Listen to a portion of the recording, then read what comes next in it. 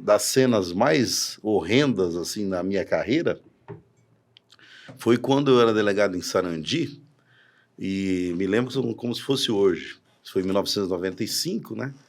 E me comunicaram, falaram, doutor, acabaram de achar uma criança no lixão de Sarandina. Aí eu me dirigi para lá, o lixão. Chego lá, né?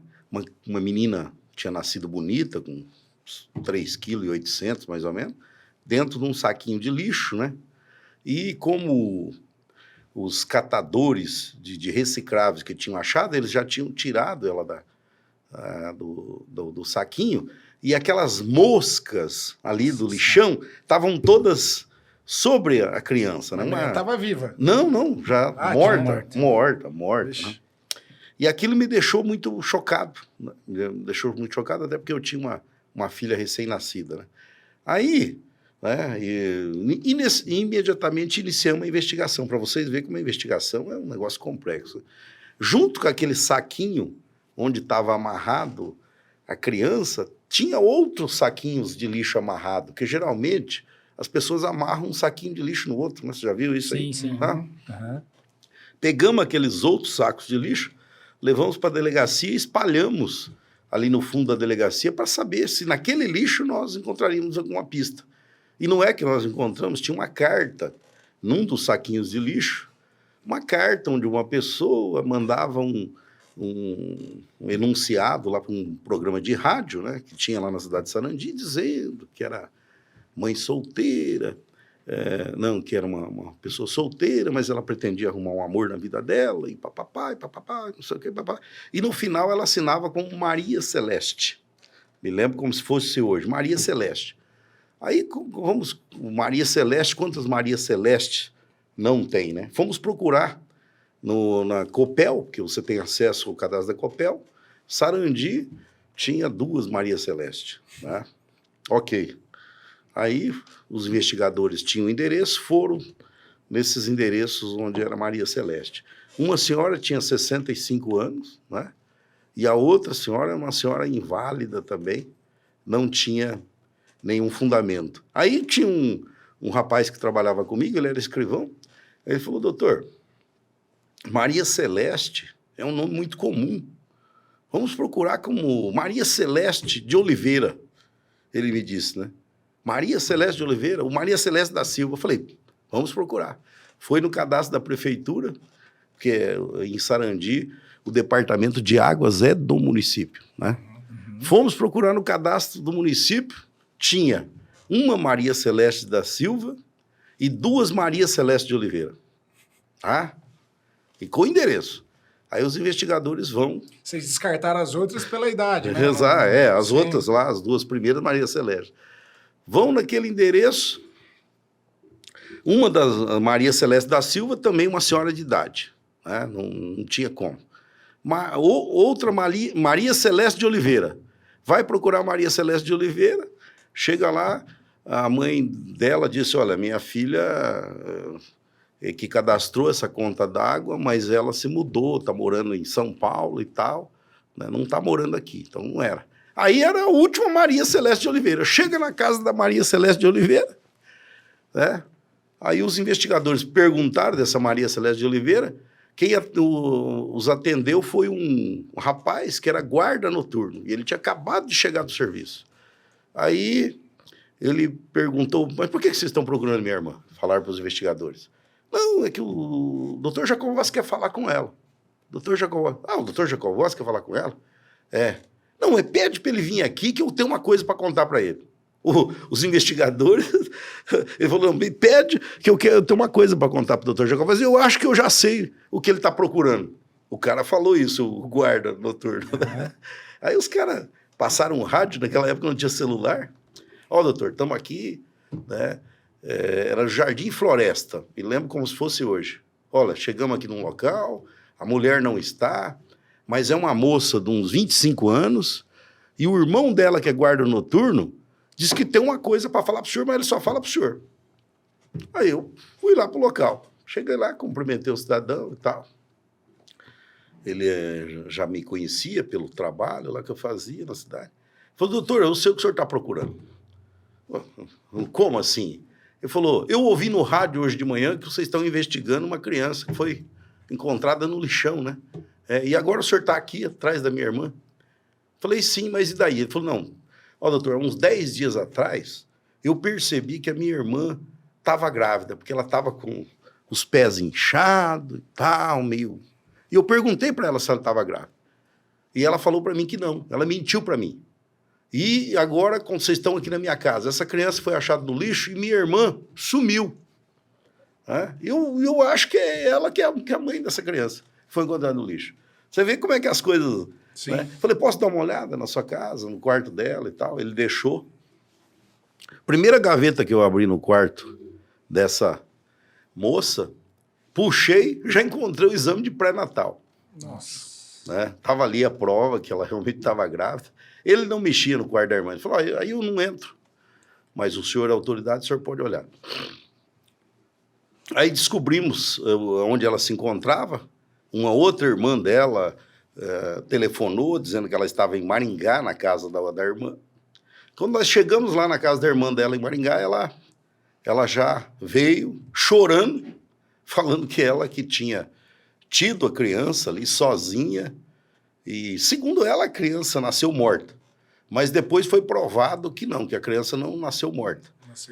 Que nasceu com vida, mas ela querendo esconder da família e tal.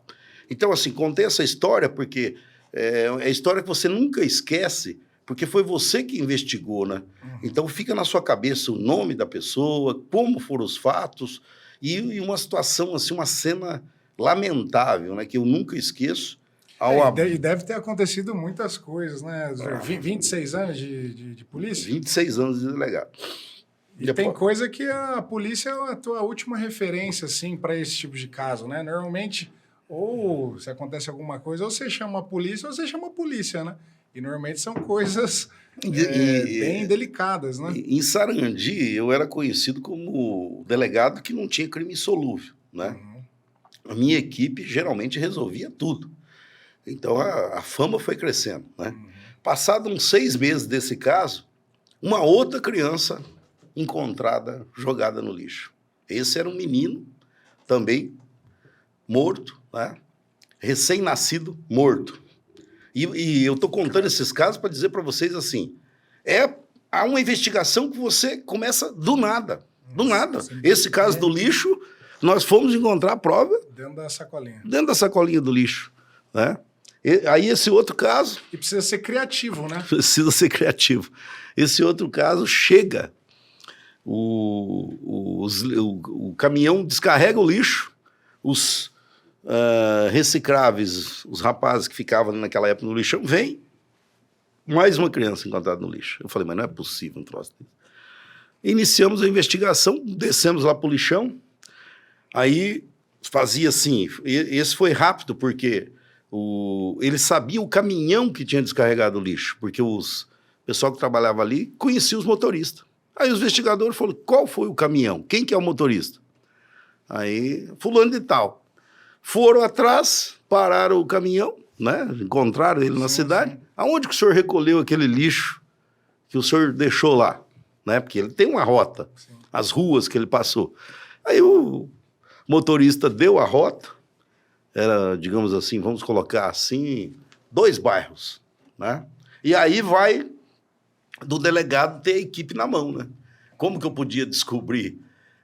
Eu falei, olha, vocês vão fazer o seguinte, vocês vão andar nesse trajeto que o motorista deu, esses 2 bairros, e vão perguntar de casa em casa se alguém sabe de alguém que estava grávida e estava escondendo a gravidez. E o pessoal foi. Tá? Um trabalho que durou 1 dia e meio, né?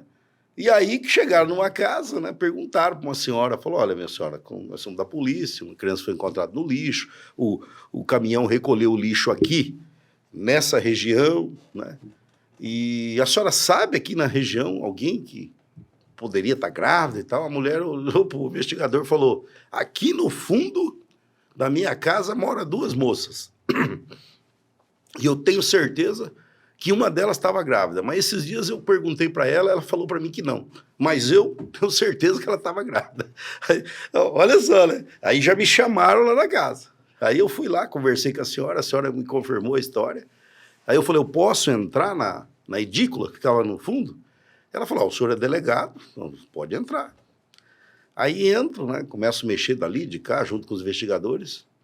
Quando eu ergo o colchão, eu senti onde ela dormia, senti um cheiro mal, né? Dentro de um saquinho, nós encontramos a placenta. Nossa, né? Um cheiro já que exalava ali, ela colocou debaixo do colchão. Meu Deus. Aí eu falei, ela disse para nós onde a moça trabalhava num restaurante desse Sarandi, né? Que é restaurante Que Casa. Tem até hoje, lá na Avenida... Na Avenida... Eu esqueci o nome da avenida. Mas já fui direto para o restaurante. Cheguei lá, falei com a japonesa, que era a dona, falei, fulano de tal tá aí, posso falar com ela? Quando a moça me viu, já começou a chorar. Também já me conhecia como delegado na cidade. Já começou a chorar. Eu já sei porque o senhor está aqui. Começou a chorar e tal. Os 2 casos nós solucionamos. Então, assim, são casos que marcam você, né? Sim. E você... Não... Isso foi em 1995, 96. E esse é um crime que a pessoa vai presa? Então, veja bem, nesse caso que tinha passado... nos 2 casos eu fiz o flagrante, porque tinha passado menos de 24 horas. Em menos de 24 horas, nós chegamos nas 2 autoras, né? E eu autuei elas por homicídio. Porque existe uma tipificação no Código Penal, né, que fala em infanticídio. O que é o infanticídio? O infanticídio, há provas científicas que algumas mães, quando elas, após o parto, elas são acometidas de uma situação que chama-se estado puerperal, tá? Um desvio psicológico que chama-se estado puerperal, e isso pode levar a mãe a matar a criança, a rejeitar a criança e matar a criança. Isso é provado cientificamente. Aí você enquadra no infanticídio, nós dizemos, não é homicídio. Nesse caso das 2, eu entendi que não era esse estado psicológico após ela ter a criança, porque elas esconderam a gravidez, tanto Sim. é que escondeu para o irmão perguntou se estava grávida, escondeu. Escondeu para a dona da residência, a dona da residência, uma senhora de idade, falou, olha, você não está grávida, seus pés estão inchados, e ela disse que não.